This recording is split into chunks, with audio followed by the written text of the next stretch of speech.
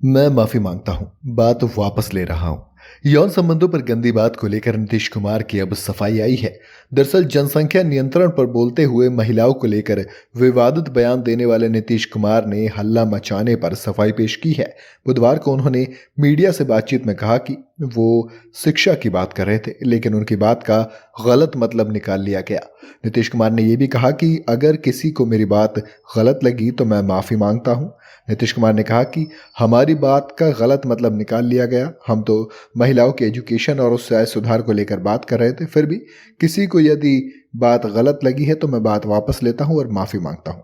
सिर्फ इतना ही नहीं, नीतीश कुमार ने इसके आगे भी अपनी सफाई जारी रखी और कहा कि हमने क्या कहा है, इसको लेकर बड़े पैमाने पर मेरे खिलाफ कुछ लिखा जा रहा है। मैंने जो भी कहा, महिलाओं को पढ़ाने की बात कही।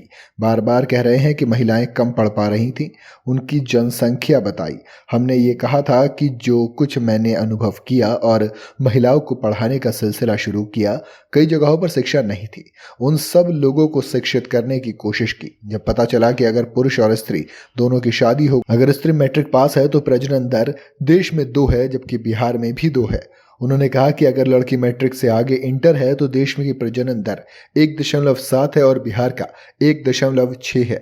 मुझे इतनी खुशी हुई कि बड़ा तेजी से महिलाओं को पढ़ा दीजिएगा तो जनसंख्या कम हो जाएगी। हमने महिलाओं के लिए इंटर तक की पढ़ाई का शुरू किया। अगर सोने की बात कही, यूं ही कुछ बात कह दी तो माफी मांगता हूं। निंदा हो रही है तो अपना बयान वापस लेते हैं। जो निंदा कर रहे हैं उनका अभिनंदन है, मैं ऐसे निंदा नहीं करता हूं। गौरतलब है कि भाजपा ने इस बीच अपनी महिला विधायकों को आगे कर दिया है और विधानसभा में विरोध प्रदर्शन की तैयारी है।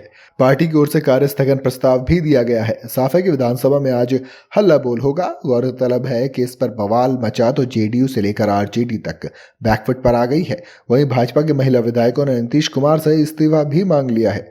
अब सवाल ये आता है कि नीतीश कुमार की बात से आप लोग कितना सहमत है? क्या वाकई में जो उन्होंने बात कही वो इतनी ज्यादा गलत थी कि इसका विरोध इस स्तर पर होना चाहिए था, या फिर कहीं ना कहीं नीतीश कुमार जो कहना चाहते थे वो सही था लेकिन कहने का तरीका गलत था?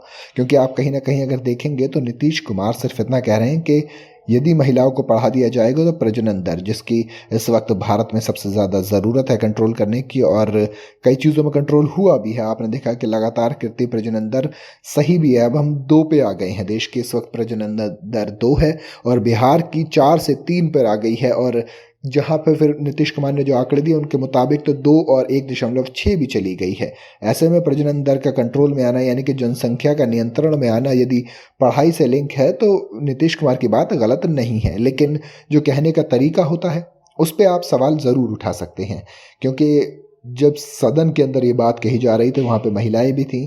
आप एक तरफ ये भी कह सकते हैं कि इस पर बात होनी चाहिए, लेकिन शायद तरीका दूसरा हो सकता है। शुरुआत किसी और तरीके से की जा सकती है कि पहले तमाम लोगों को कंफर्ट किया जाए, उसके बाद इस तरह की चीज़ों पर बात की जाए। आपको क्या लगता है? आपकी अपनी राय क्या है इस मसले को लेकर? मुझे कमेंट में ज़रूर बताइएगा।